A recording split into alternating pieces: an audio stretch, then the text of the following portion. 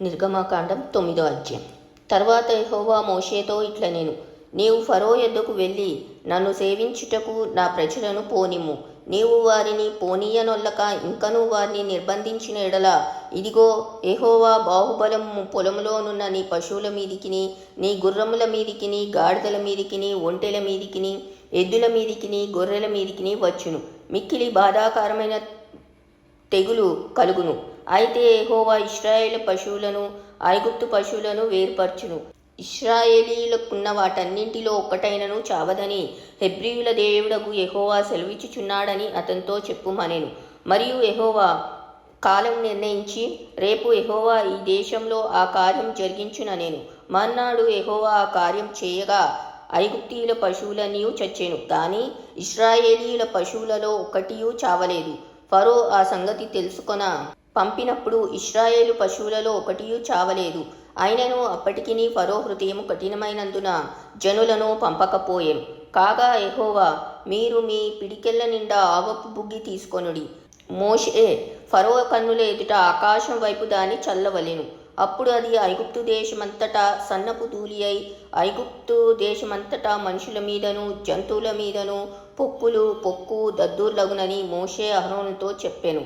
కాబట్టి వారు ఆవపు బుగ్గి తీసుకొని వచ్చి ఫరో ఎదుట నిలిచిరి.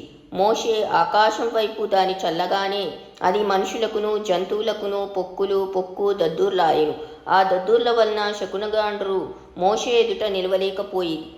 ఆ దద్దూర్లు శకునగాండ్రుకును ఐగుప్తీయులందరికీ పుట్టెను.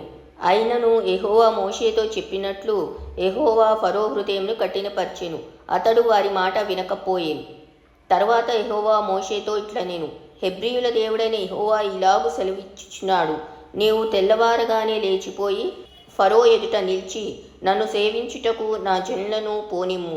సమస్త భూమిలో నా వంటి వారెవరునూ లేరని నీవు తెలుసుకొనవలనని ఈసారి నేను నా తెగుళ్ళన్నీయు నీ హృదయం నొచ్చినంతగా నీ సేవకుల మీదికిని నీ ప్రజల మీదికిని పంపెదను. భూమి మీద నుండకుండా నీవు నశించిపోవునట్లు నేను నా చేయి చాపి ఉంటినేని నిన్నును నీ జనులను తెగులుతో కొట్టివేసి ఉందును. నా బలమును నీకు చూపునట్లును భూలోకమందంతటా నా నామమును ప్రచురం చేయునట్లును ఇందుకే నేను నిన్ను నియమించి తిని. నువ్వు ఇంకా నా ప్రజలను పోనీయనొల్లక వారి మీద అతిశయపడుచున్నావు. ఇదిగో, రేపు ఈ వేళకు నేను మిక్కిలి బాధాకరమైన వడగండ్లను కురిపించెదను. ఐగుప్తు రాజ్యము స్థాపించిన దినం మొదలుకొని ఇది వరకు అందులో అట్టి వడగండ్లు పడలేదు. కాబట్టి నీవు ఇప్పుడు పంపి నీ పశువులను పొలములలో నీకు కలిగినది యావత్తును త్వరగా భద్రము చేయుము. ఇంటికి రప్పింపబడక పొలంలో ఉండు ప్రతి మనుష్యుని మీదను జంతువుని మీదను వడగండ్లు కురియును. అప్పుడు అవి చచ్చునని చెప్పుమనెను. ఫరో సేవకులలో యెహోవా మాటకు భయపడిన వాడు తన సేవకులను తన పశువులను ఇండ్లలోనికి త్వరగా రప్పించెను. అయితే యెహోవా మాట లక్ష్యపెట్టని వాడు తన పనివారిని తన పశువులను పొలంలో ఉండనిచ్చెను. యెహోవా, నీ చెయ్యి ఆకాశం వైపు చూపుము. ఐగుప్తు దేశమందరి మనుషుల మీదను జంతువుల మీదను పొలముల కూరలన్నింటి మీదను వడగండ్లు ఐగుప్తు దేశమందంతటా పడునని మోషేతో చెప్పెను.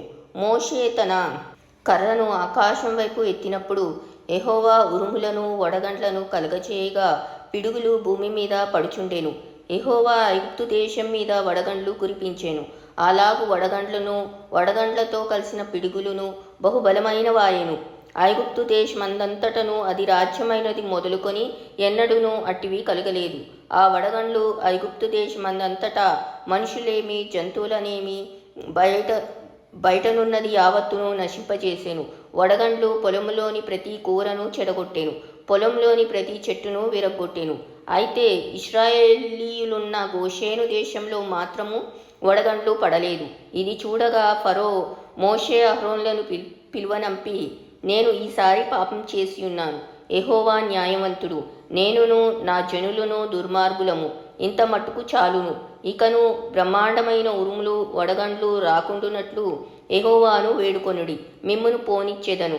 మిమ్మును ఇకను నిలుపనని వారితో చెప్పగా మోషే అతని చూచి, నేను ఈ పట్టణం నుండి బయలు వెళ్ళగానే నా చేతులు యెహోవా వైపు ఎత్తుదును. ఈ ఉరుములు మానును, ఈ వడగండ్లును ఇక మీదట పడవు. అందువలన భూమి యెహోవాదని నీకు తెలియబడును.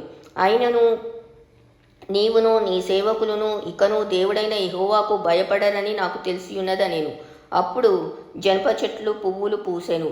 యవల చేలు వెన్నులు వేసినవి గనుక జనప యవల చేలను చెడగొట్టబడెను గాని గోధుమలు మిరప మొలకలు ఎదగనందున అవి చెడగొట్టబడలేదు.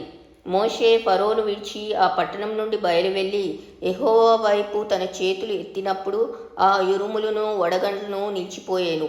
వర్షము భూమి మీద కురియుట మానెను. అయితే ఫరో వర్షమును వడగండ్లను ఉరుములను నిలిచిపోట చూచి అతడును అతని సేవకులను ఇంకా పాపం చేయుచు తమ హృదయములను కఠినపరుచుకొనిరి.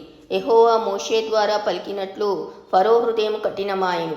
అతడు ఇశ్రాయేలీయులను పోనీయకపోయెను.